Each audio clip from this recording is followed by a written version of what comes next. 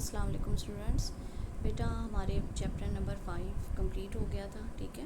उसमें हमने ग्लैंड्स के बारे में और आपके नर्वस सिस्टम के बारे में, ब्रेन के पार्ट्स के बारे में, उनके फंक्शंस के बारे में सारी डिटेल में स्टडी किया था। अब बेटा हमारे चैप्टर नंबर 6 स्टार्ट हो रहा है। चैप्टर का नाम है रिप्रोडक्टिव सिस्टम, ठीक है। अब ये रिप्रोडक्टिव सिस्टम की डेफिनेशन तो बाद में करेंगे, पहले हम देखते हैं कि इस चैप्टर में हमने क्या क्या स्टडी करना है और रिप्रोडक्शन से क्या क्या चीज़ें रिलेट करती हैं, ठीक है। अब रिप्रोडक्शन बेटा अकेली तो नहीं होगी ऑर्गेनिज्म में, ठीक है। उसके लिए आपको मैंने पहले प्रीवियस चैप्टर में हार्मोन्स के बारे में बताया था, जिसको गोनेड्स कहा जाता है। उसके अंदर फीमेल और मेल में जो भी हार्मोन्स रिलीज़ हो रहे थे वो आपके रिप्रोडक्टिव सिस्टम से रिलेटेड थे, वो थे। उसके बाद कि जैसे ही गैमीट्स बनते हैं मेल में, स्पर्म्स और फीमेल में एग, वो कैसे बनते हैं, उनकी यूनियन कैसे होती है, ठीक है।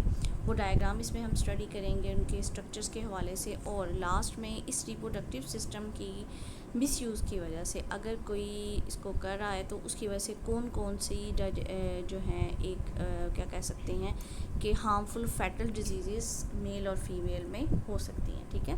तो ये चैप्टर हम स्टार्ट करें रिप्रोडक्शन की डेफिनेशन से, ठीक है। रिप्रोडक्शन की डेफिनेशन बेटा पहले भी आप छोटी क्लासेस में बहुत दफ़ा पढ़ चुके हो कि वो प्रोसेस जिसमें लिविंग ऑर्गेनिज्म अपने ही तरह के न्यू ऑफस्प्रिंग्स प्रोड्यूस करते हैं ताकि अपनी नस्ल को कंटिन्यू कर सकें, हम उसको क्या कहते हैं, रिप्रोडक्शन, ठीक है। पहले हमने पढ़ा हुआ है कि वो रिप्रोडक्शन जिसमें गैमेट्स इन्वॉल्व नहीं होते, हम उसको क्या कहते हैं, एसेक्सुअल रिप्रोडक्शन, ठीक है, जिसमें गैमेट्स इन्वॉल्व नहीं होते। और क्योंकि ये चैप्टर रिप्रोडक्शन से, सेक्सुअल रिप्रोडक्शन से मुतालिक है, तो इस वजह से हम इसमें स्टडी करेंगे सेक्शुअल रिप्रोडक्शन को, जिसके अंदर male plus female gametes involve होंगे।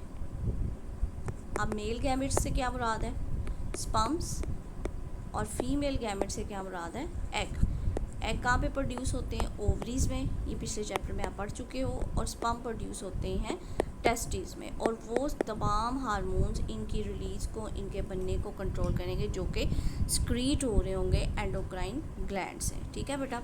ये हो गई रिप्रोडक्शन की डेफिनेशन कि वो प्रोसेस जिसके ज़रिए तमाम ऑर्गेनिज़म ये एबिलिटी है कि वो नए ऑर्गेनिज़म्स को पैदा कर सके, ठीक है, उन्हीं की तरह के। यानी कैट्स को रिप्रोड्यूस करेंगी, ह्यूमन बींग्स को रिप्रोड्यूस करेंगे, डॉग को रिप्रोड्यूस करेंगे, एंड जो भी एनिमल्स हैं ये जो भी इसमें अपने ही तरह के इंडिविजुअल्स को आगे पैदा करेंगे और उससे उनकी आगे नस्ल चलेगी, तो इसको हम क्या कहते हैं, रिप्रोडक्शन। अब इसमें इन्वॉल्वमेंट होती है दो गैमेट्स की, ठीक है। मेल है तो उसमें से स्पर्म आएगा और फीमेल से एग, उनकी फ्यूजन होगी, फर्टिलाइजेशन होगी, इंडिविजुअल बनेगा। और ये प्रोसेस टिल डेथ या फिर टिल अर्थ की कंडीशन, जब तक दुनिया में कोई भी ऑर्गेनिज्म मौजूद है, ये सेक्सुअल रिप्रोडक्शन कंटिन्यू रहेगी, ठीक है। ये डेफिनेशन आपको क्लियर होगी। अब हम बेटा बात करते हैं गैमीट्स बनते कैसे। हमने बात की है ना कि गैमीट्स है मेल और फीमेल में, एग और स्पर्म, तो ये उसमें बनते कैसे हैं, ठीक है। उनमें इनकी प्रोडक्शन कैसे होती है और ये किन माइटोसिस और मियोसिस से गुजर के डेवलप होते हैं और ये कितनी दफ़ा डिवाइड करते हैं, ये सारे इसमें हम स्टडी करेंगे, ठीक है। अच्छा जी, मैं आपको पहले भी बता चुकी हूँ कि जो एग है वो प्रोड्यूस होता है ओवरीज में, ठीक है, और स्पर्म प्रोड्यूस होता है टेस्टिस में, जी। अब हम बात कर रहे हैं प्रोसेस जिसके ज़रिए गैमेट्स बनते हैं, हम उसको क्या कहते हैं, गैमीटोजेनेसिस। यानी वो प्रोसेस जिसके ज़रिए ये गैमेट्स, स्पर्म्स और एग इवॉल्व हो रहे हैं, बन रहे हैं, उसको हम क्या कहते हैं, गैमेटोजेनेसिस। अब गैमेटोजेनेसिस के अंदर क्या होती है, मियोसिस। आपको पता है रिप्रोडक्टिव सिस्टम में जोन से डिवीजन पाई जाती है रिप्रोडक्टिव ऑर्गन्स में, वो कौन सी है, मियोसिस। अब क्या होता है कि मियोसिस की वजह से जो नंबर है क्रोमोसोम का वो 1n यानी हाफ हो जाता है। ज़ाहिर बात है कि ये डिवाइड करेंगे तो वो ऑर्गेनिज्म में हाफ होके जाएंगे, अदरवाइज़ 46 क्रोमोसोम नंबर तो डबल हो जाएंगे, 46 और 46, तो इनको हाफ में नंबर में किया जाता है, किसके ज़रिए, मियोसिस के ज़रिए। यानी 1n नंबर मेल से यानी स्पर्म और 1n नंबर फीमेल से आएगा, एग की शक्ल में दोनों यूनाइट करेंगे, फ्यूजन होगी, जाइगोट बनेगा जिसमें 2n नंबर रिकवर हो जाएगा। मीन्स 23 मल्टीप्लाई 23 दोनों प्लस करेंगे, 46 क्रोमोसोम जो हैं ये बताते हैं कि हम लोग क्या हैं, ह्यूमन बींग्स हैं, क्योंकि हमें आइडेंटिफाई क्रोमोसोम्स की नंबर की बेसिस पे किया जाता है। अगर 46, 47 या 48 तक चला जाएगा तो we are not the normal human beings, ठीक है। हमारे अंदर वो क्रोमोसोम्स की तादाद जो है बढ़ने या कम होने से हमारे में कई रिप्रोडक्टिव प्रॉब्लम्स आ सकती हैं, ठीक है जी। ये आपको क्लियर हो गया। अब हम बात करते हैं कि मेल गैमीट्स बनते कैसे हैं। फर्स्ट ऑफ ऑल हम स्टडी करने लगे हैं, हमने पहले बात की गैमीटोजेनेसिस में मियोसिस, पहले उनका नंबर हाफ होता है 1n, फिर वो दोबारा आपस में यूनाइट करते हैं, 2n नंबर हो जाता है और वो उनके बॉडी सेल्स के अंदर घर जाता है, ठीक है। अच्छा जी, अब हम बात करने लगे हैं फॉर्मेशन ऑफ मेल गैमीट्स की। फॉर्मेशन ऑफ मेल गैमेट्स, ठीक है। इस प्रोसेस को बेटा जो मेल में बनता है, ज़हरी बात है स्पर्म बनना है, तो उस प्रोसेस को हम क्या कहते हैं, स्पर्मेटोजेनेसिस। इसको हम क्या कहेंगे, स्पर्मेटोजेनेसिस, जिसमें स्पर्म बनेगा, ठीक है। वो कहाँ पे होता है, सेमिनिफेरस ट्यूब्यूल्स। ये अगर हम रफली थोड़ी सी डायग्राम इसकी देख लेते हैं ड्रॉ करके, कि ये टेस्टिस का स्ट्रक्चर बताएगा आपके सामने डायग्राम में, ये वाला अगर देखा जाए, ये आपको नज़र आ रहा होगा आपकी बुक के पेज पे। तो ये ऊपर वाला पोर्शन जो है ये क्या है, डक्ट है जहाँ के स्पर्म जाते हैं, ठीक है। ये है सेमिनिफेरस ट्यूब्यूल जहाँ पे ये पूरा का पूरा टेस्टिस है, ठीक है। अगर हम इसको रफली इस तरह ड्रॉ करते हैं तो ये वाला पोर्शन जिसको हम सेमिनिफेरस ट्यूब्यूल्स कहेंगे, यहाँ पे स्पर्म प्रोड्यूस होंगे और इनको कलेक्टिवली कहेंगे टेस्टिस, और ये ऊपर वाली क्या कहलाएगी, डक्ट होगी जो स्पर्म को लेके जा रही होगी, ठीक है। अब ये कहाँ पे बन रहे होते हैं, ये बन रहे होते हैं सेमिनिफेरस ट्यूब्यूल्स में। ट्यूब्यूल्स किसको कहते हैं, ये नालियाँ होती हैं जो गुच्छों की शक्ल में इसके अंदर पाई जाती हैं। कहाँ पे बन रहे होंगे, sperms bye means of spermatogenesis in the seminiferous tubules में। अच्छा जी, उसके बाद इसको बनाने में मैंने आपको पहले चैप्टर में अगर उसको जहन में लेके आएंगे, रिवाइज करेंगे, तो उसमें मैंने आपको बताया था कि हार्मोन्स रिलीज़ होते हैं जो कि इस मेल सेक्स हार्मोन को रिलीज़ कर रहे होते हैं फॉलिकल के अंदर। फॉलिकल स्टिमुलेटिंग हार्मोन उसको कहा जाता है, FSH, फॉलिकल स्टिमुलेटिंग हार्मोन, ठीक है। ये क्या करता है, ये स्टिमुलेट करता है, टेस्टोस्टेरोन प्रोड्यूस करता है, ठीक है। फॉलिकल स्टिमुलेटिंग हार्मोन और टेस्टोस्टेरोन एक ग्लैंड से प्रोड्यूस हो रहे होते हैं जो कि हमारी प्रोडक्शन को कंट्रोल करते हैं, स्पेशली इन मेल में।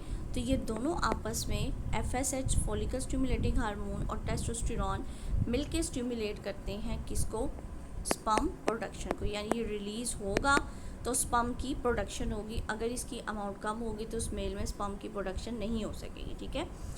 यानी फॉलिकल स्टिमुलेटिंग हार्मोन रिलीज़ होगा, वो सेक्स हार्मोन टेस्टोस्टेरोन के साथ मिलके काम करेगा और जो पिंच करेगा, स्टिमुलेट करेगा स्पर्म की प्रोडक्शन को, ठीक है। FSH जो आपको पता है ये प्रोड्यूस होता है एंटीरियर पिट्यूटरी ग्लैंड से, ठीक है, और जो टेस्टोस्टेरोन है वो प्रोड्यूस होता है टेस्टिस से। FSH का मैंने आपको बताया था फॉलिकल स्टिमुलेटिंग हार्मोन, ये कहाँ से प्रोड्यूस होगा, ये anterior part of pituitary gland से, और टेस्टोस्टेरोन कहाँ से प्रोड्यूस होगा, टेस्टिस से। ये दोनों आपस में मिलके क्या बनाएंगे, स्पर्म की प्रोडक्शन को स्टिमुलेट करेंगे, स्पर्म को बनाएंगे, ठीक है।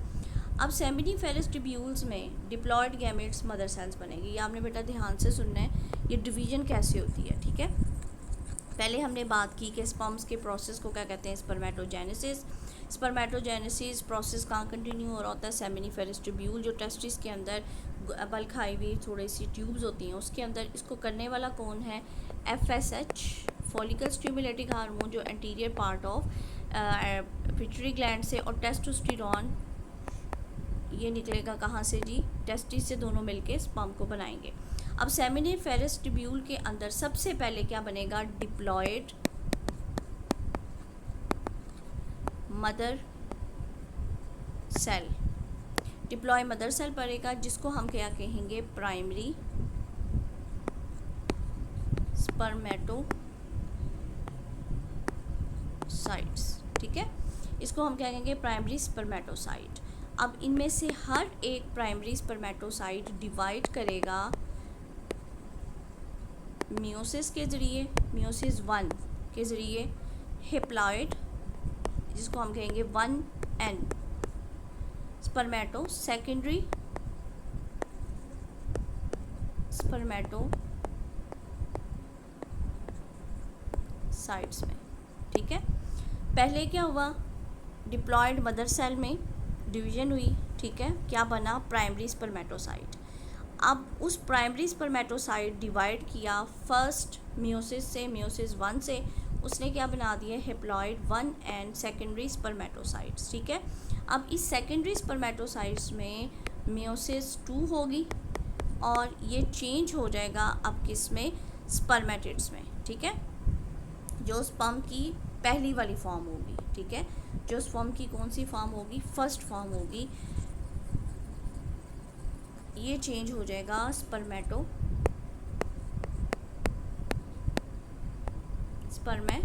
में, ठीक है। अब स्पर्मेटिड्स में फर्दर डिवीजन होगी, ठीक है। अब ज़ाहिर बात है ये 4 स्पर्मेटाइट्स बनेंगे, क्योंकि मियोसिस 1 से 2 बने और मियोसिस 2 हुई तो कितने बन गए, 2 और बन गए, 4 हो गए टोटल। अब ये स्पर्मेटिड्स बनेंगे और ये इमेच्योर स्पर्म्स हैं। अब चेंज होगा स्पर्मेटिड्स में और वो मेच्योर स्पर्म्स में चेंज हो जाएंगे, ठीक है जी। सबसे पहले ये देखें डायग्राम है, आपको नज़र आ रही होगी, मैं दोबारा इसको रिपीट कर रही हूँ, ये इम्पोर्टेंट है जी। सबसे पहले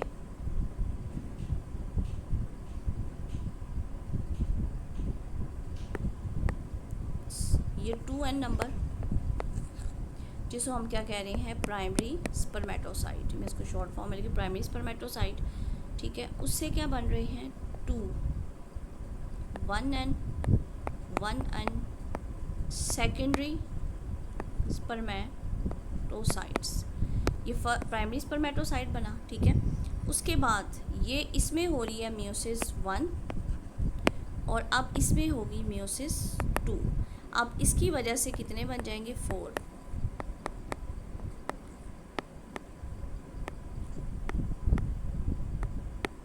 ठीक है जी। ये 4 स्पर्मेटिड्स बनेंगे जो कि इमेच्योर स्पर्म्स हैं। अब ये जब मेच्योर होंगे तो ये एक कंप्लीट स्पर्म में चेंज हो जाएगा। अब स्पर्म का स्ट्रक्चर कैसे का होता है बेटा, कि इसके पीछे टेल होती है, ठीक है, यहाँ पे इसका पोर्शन होता है और आगे से ये इसका आप कह लें कि हेड होता है। तो इस टेल के ज़रिए ये मूव करके एग तक पहुँचता है। क्लियर हो गया, ये हो गया जी स्पर्म की प्रोडक्शन, जिसको हम क्या कह रहे हैं, स्पर्मेटोजेनेसिस। इसको मैं एक दफ़ा दोबारा आपको रिवाइज़ कर रही हूँ, इसको समझ लीजिए कि मेल के अंदर जो स्पर्म्स बनने के प्रोसेस को हम क्या कहेंगे, स्पर्मेटोजेनेसिस। ये किसके अंदर होगा, सेमिनिफेरस ट्यूब्यूल्स में, ठीक है। FSH और टेस्टोस्टेरोन जो टेस्टिस से रिलीज़ होंगे वो मिलके ये काम करेंगे और क्या बनाएंगे, स्पर्म को, प्रोसेस को कंटिन्यू करेंगे। अब ये स्टार्ट कहाँ से होता है, ठीक है, ये स्टार्ट होगा सेमिनिफेरस ट्यूब्यूल में। सबसे पहले एक डिप्लॉयड मदर सेल बनेगी, डायग्राम मैंने आपको पहले बताया कि डिप्लॉयड मदर सेल बनेगी नंबर जी 2n नंबर, ठीक है, डिप्लॉयड मदर सेल बनेगी। इसको हमने नाम दे दिया है प्राइमरी स्पर्मेटोसाइट, प्राइमरी स्पर्मेटोसाइट। ये डिवाइड करेगी, आगे ये बनेगी जी मियोसिस 1 से, ठीक है। अब इसमें फर्दर डिवीजन जब होगी ये चेंज हो जाएगा, किसके अंदर, मियोसिस 1 होगी, ये बना देगा 2 सेकेंडरी